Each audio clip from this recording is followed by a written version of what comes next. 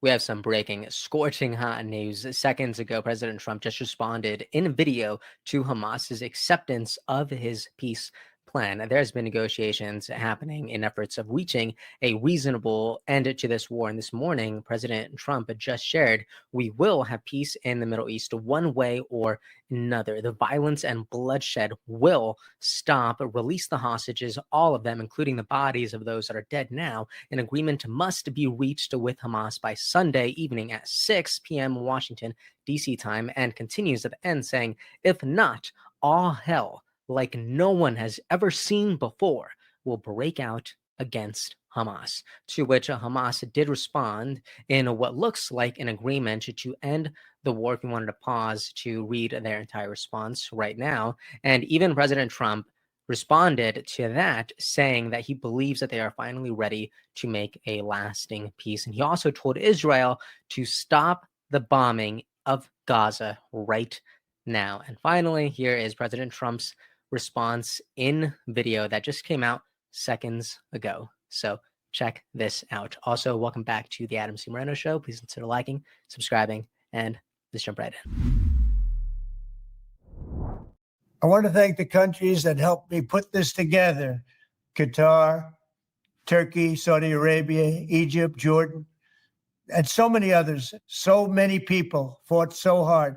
This is a big day. We'll see how it all turns out. We have to get the final word down in concrete. Very importantly, I look forward to having the hostages come home to their parents and having some of the hostages, unfortunately, you know the condition they're in, come home likewise to their parents, because their parents wanted them just as much as though that young man or young woman were alive. So I just want to let you know that this is a very special day, maybe unprecedented in many ways. It is unprecedented, but thank you all. And thank you all to those great countries that helped. We were given a tremendous amount of help. Everybody was unified in wanting this war to end and seeing peace in the Middle East. And we're very close to achieving that. Thank you all, and everybody will be treated fairly. So this was the president's response to not only Hamas, but to the world.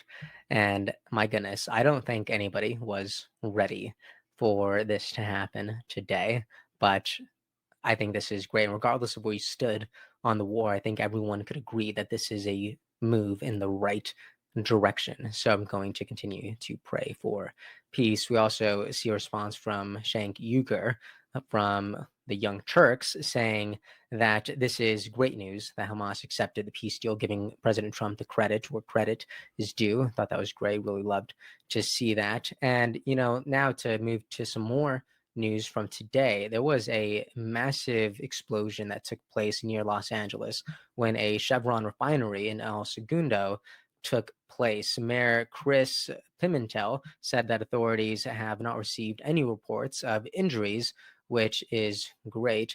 You can see that right here. They were able to respond to the Chevron fire immediately. Our station is about a quarter mile away from the gates of Chevron. Obviously, we were very concerned, and there's a lot of investigative work to be done to see what happened.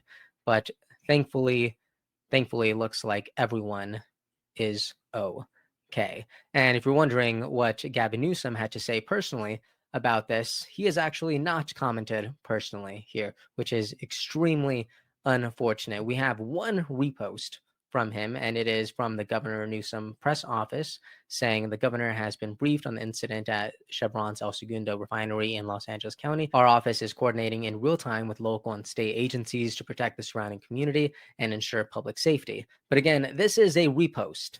Gavin Newsom has not actually commented on the matter. But you know what? That hasn't stopped people from calling him out for yet another fire breaking out in California. One person says, "Thank you, Governor Newsom. California has the best fires. They're bigger and hotter than anywhere else, and they spread much more quickly." And it seems like they're making fun of Gavin Newsom for his impersonation of the Trump tweets, because this is in all caps and definitely in the same exact cadence as his post on the Governor Newsom account. And I also wanted to share this because we're now on day 3 of the government being shut down. Here's Speaker Mike Johnson this morning throwing lefty Chuck Schumer under the bus for him rallying the Democrats and putting us in this situation. Check this out. Everybody needs to understand how this works. When Congress decides to turn off the lights to shut the government down, it shifts the authority to the executive branch. That's how the process works. The person who has decided to put the White House in that situation is Chuck Schumer, who leads the Democrats, the 44 who keep voting to keep the government from opening up. They're voting to shut it down. So what happens in that situation? Whoever is the president, whoever is sitting in the White House, and their staffs at the Office of Management and Budget are given an unenviable task. It's a regretful situation. They have to then determine, since the spigots have been effectively turned off and there's no more money coming in, they have to then prioritize, triage effectively, federal spending. They have to look at all of that and say, you know, which things are deemed essential and which are non-essential, which priorities, policies, and personnel must be kept to keep the government operating, and which are less of a priority. So whomever is sitting in the White House gets to then apply their lenses of review. We happen to have a Republican, a conservative administration. We're very grateful for that. We're limited government conservatives. We think the government's too big. We think the federal government is too big. It does too many things and it does almost nothing well. And so it serves the taxpayers to send less of their hard-earned money to Washington and keep more in their pockets. That's what we're advancing through the One Big Beautiful Bill and all the legislative priorities that we achieve. But see, sometimes Democrats, not sometimes, all the time, Democrats don't agree with that because they love big government. I mean, listen to them. They want the government to control every aspect of your lives, and they need all of your hard-earned dollars to do that. In fact, they'd like to take them all. That's what the socialists are arguing for. That's what the Marxists believe. We believe the opposite. So here's this situation. Here's the president, the current occupant of the White House, has been given this opportunity by Chuck Schumer. And he's a limited government conservative. He's looking at that and saying, gee, you know, this is inefficient. This is ineffective. And we'd never get Democrat votes to limit that because they never vote to limit government, ever. It's against their religion. But he has that opportunity now to say, this is a program that would serve the American people if it were not funded, because government would be more efficient and effective. And that serves everyone. So they're going to make those decisions. So this is a good breakdown of events from Mike Johnson, as there's a lot of people who are worried about what is being cut and what is being considered less of a priority as the shutdown continues. So this is very interesting to see. I actually do appreciate updates like that coming to us from Speaker Johnson. We also have Secretary Robert F. Kennedy Jr. taking a bold position on the shutdown from an HHS perspective, saying that MAHA is being held hostage, also blaming the Democrats. I'll go ahead and read a bit of this. The first image says, MAHA held hostage. The Democrats shut down the government to push for restoring Medicaid waste, fraud, and abuse, including free healthcare for illegal immigrants. The next photo says that Democrats have a ransom note for funding the federal government. The Democrats want to restore Medicaid waste, fraud, and abuse so that the Working Families Tax Cuts Act ended.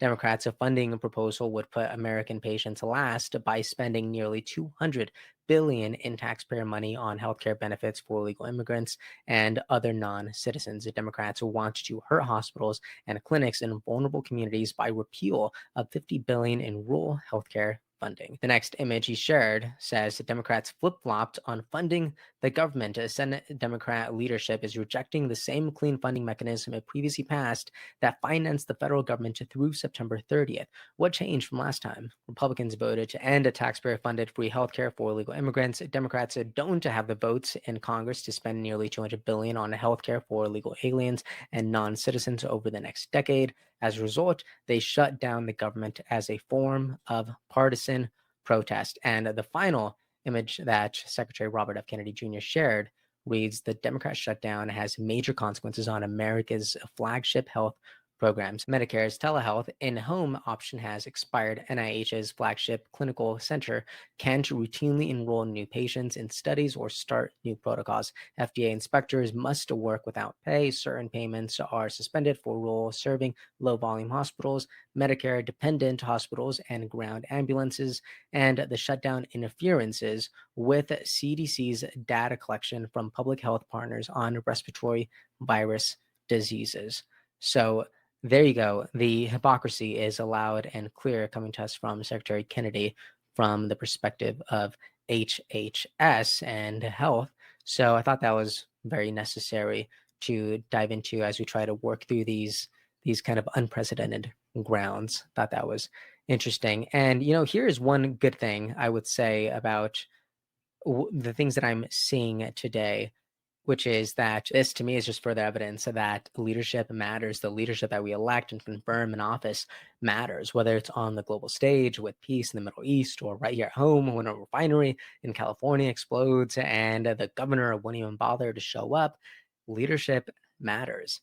But let me know what you think about all this. And here is a fun picture from President Trump and JD Vance outside the vice president's residence last night. Look at that.